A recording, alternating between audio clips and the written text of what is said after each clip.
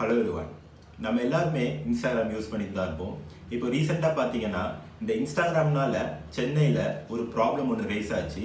அது அந்த அளவுக்கு பெருசாக மீடியாவனால பேசப்படல. ஸோ இன்னைக்கு வீடியோவில் நம்ம அந்த இன்ஸ்டாகிராம்னால என்ன ப்ராப்ளம் வந்தது, அந்த மாதிரி ப்ராப்ளம்லேருந்து நம்ம எப்படி நம்மளை பாதுகாத்துக்கிறதுன்னு தான் பார்க்க போகிறோம். ஸோ இந்த வீடியோ கடைசி வரைக்கும் பாருங்கள், உங்களுக்கு ரொம்ப யூஸ்ஃபுல்லாக இருக்கும். இப்போவே பார்த்தீங்கன்னா நம்ம இன்ஸ்டாகிராமில் ஒரு அக்கௌண்ட் கிரியேட் பண்ணணும்னு பார்த்தீங்கன்னா அந்த person just 13 years age complete பண்ணியிருந்தாலே போதும், அவங்க நேம்லேயே ஒரு அக்கௌண்ட் கிரியேட் பண்ணிக்கலாம். அந்த மாதிரி தான் சென்னையில் ஒரு 13 இயர் ஓல்ட் கேர்ள் ஒரு இன்ஸ்டாகிராம் அக்கௌண்ட் ஓப்பன் பண்ணியிருக்காங்க. அவங்க ஒரு அக்கௌண்ட் அவங்க அம்மா ஃபோன்லேருந்து ஓப்பன் பண்ணிவிட்டு இன்ஸ்டாகிராமில் கொஞ்சம் டெய்லி யூஸ் பண்ணிட்டு இருந்திருக்காங்க. அவங்க யூஸ் பண்ணது மட்டும் இல்லாமல் அவங்களோட ஃபோட்டோவும் அந்த பொண்ணு டெய்லி அப்லோட் பண்ணிக்கிட்டே இருந்திருக்காங்க.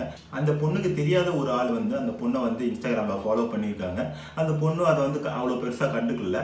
அந்த அன்னோன் பர்சன் என்ன பண்ணியிருக்கான்னு பார்த்தீங்கன்னா அந்த பொண்ணு போடுற ஒரு ஃபோட்டோக்கும் லைக் கொடுத்துட்டு அதுக்கு கீழே கமெண்ட்டும் பண்ணியிருக்கான். அந்த கமெண்டெல்லாம் பார்த்தீங்கன்னா அந்த பொண்ணை ப்ரைஸ் பண்ணிட்டு, அதாவது அந்த பொண்ணை சந்தோஷப்படுற மாதிரி கமெண்ட்லாம் நிறையா போட்டிருக்காங்க. அந்த பொண்ணு அதை அந்த அளவுக்கு பெருசாக எடுத்துக்கல. நாளடைவில் அந்த மாதிரி கமெண்ட் போட அந்த பொண்ணு அந்த பர்சன் யாருன்னு தெரிஞ்சுக்கிறதுக்காகவே கமெண்ட்லேயே ஃபர்ஸ்ட் அவங்க கான்வர்சேஷன் ஸ்டார்ட் பண்ணுறாங்க. அது போக போக அப்படியே டைரக்ட் மெசேஜில் பேச ஆரம்பிக்கிறாங்க. இன்னும் கொஞ்ச நாளில் நம்பர் ஷேர் பண்ணிட்டு அந்த பர்சன் கூட அந்த பொண்ணுக்கு ஒரு கான்டாக்ட் வருது. இது அப்படியே ஒரு பக்கம் போயிட்டு இருக்க. ஒரு நாள் என்ன பண்ணுறான்னு பார்த்தீங்கன்னா அந்த பர்சன் அந்த பொண்ணை தனியாக மீட் பண்ணணும்னு கூப்பிடுறான். இந்த பொண்ணு ஜஸ்ட் 13 இயர்ஸுங்கிறதுனால தனியாக போக முடியாது, வீட்டுக்கு தெரியாமல் போகிறது கஷ்டங்கிறதுனால அந்த பொண்ணு போகிறத அவாய்ட் பண்ணுறா. அந்த மாதிரி அவாய்ட் பண்ணும்போது தான் அந்த பர்சன் என்ன பண்ண ஆரம்பிச்சிட்டாங்கன்னா அந்த பொண்ணோட இன்ஸ்டாகிராம் ஃபோட்டோஸ் எல்லாம் எடுத்து பிளாக்மெயில் பண்ணுறதுக்கு ஸ்டார்ட் பண்ணிட்டான். இந்த மாதிரி இப்போ நான் சொல்கிற இடத்துக்கு நீ வரலன்னா உன் ஃபோட்டோஸை நான் இன்டர்நெட்டில் போட்டுருவேன். அந்த மாதிரி அந்த பொண்ணை ரொம்ப பிளாக்மெயில் பண்ண ஆரம்பிக்கிறான். அந்த பர்சனோட மெயின் அப்ஜெக்டிவ் என்னன்னு பார்த்தீங்கன்னா இந்த பொண்ணு மூலியமாக பிளாக்மெயில் பண்ணி அவகிட்ட காசு வாங்குறது தான் அந்த பர்சனோட மெயின் அப்ஜெக்டிவே. அவன் ஃபர்ஸ்ட்டு காசு வாங்க ட்ரை பண்ணுறான். காசு கொடுக்க முடியல அப்படின்னா உடனே அவன் பிளாக்மெயில் பண்ண ஸ்டார்ட் பண்ணுறான். அந்த பொண்ணு என்ன பண்ணுறதுன்னு தெரியாமல் ஒரு எக்ஸ்ட்ரீம் சிச்சுவேஷனில் போயிட்டு கொஞ்சம் பெரியவங்க கிட்டலாம் சொல்கிறாங்க. அப்படி சொல்லும்போது பார்த்தீங்கன்னா அவங்க யார் அது அப்படின்னு கண்டுபிடிச்சிட்டு அது யாருன்னு பார்க்கும்போது பார்த்தீங்கன்னா அது வேற யாரும் இல்லை, சென்னையில் இருக்க ஒரு சாஃப்ட்வேர் இன்ஜினியர் தான். ஒரு young software engineer, age around 26 years.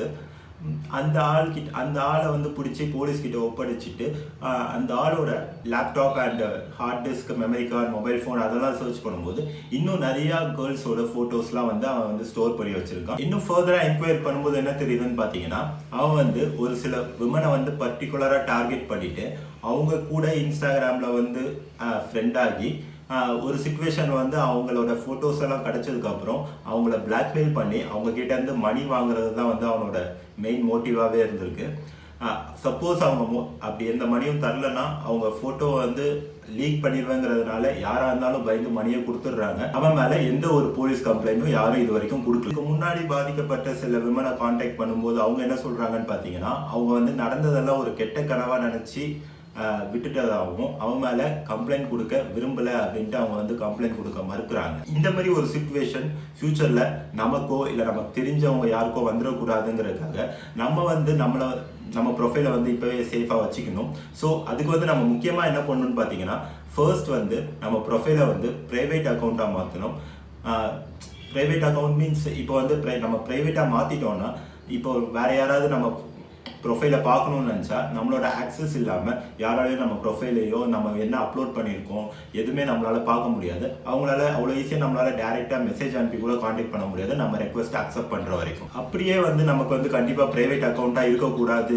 இப்போ சப்போஸ் நீங்கள் ஏதாவது ஒரு பிஸ்னஸ் பண்ணிட்டு இருந்திருப்பீங்க, அப்படின்னா நீங்கள் ஏதாவது ஹோம்மேட் திங்ஸ் பண்ணி ஏதாவது இன்ஸ்டாகிராம் மூலியமாக சேல் பண்ணிட்டு இருப்பீங்க, உங்கள் அக்கௌண்ட் கண்டிப்பாக ப்ரைவேட் அக்கௌண்ட்டாக இருக்கக்கூடாது அப்படின்னு நீங்கள் நினச்சிங்கன்னா நீங்கள் உங்கள் அக்கௌண்ட்டை பப்ளிக்கில் செட் பண்ணிவிட்டு நீங்கள் உங்கள் கமெண்ட்ஸை நீங்கள் கண்ட்ரோல் பண்ணிக்கலாம்.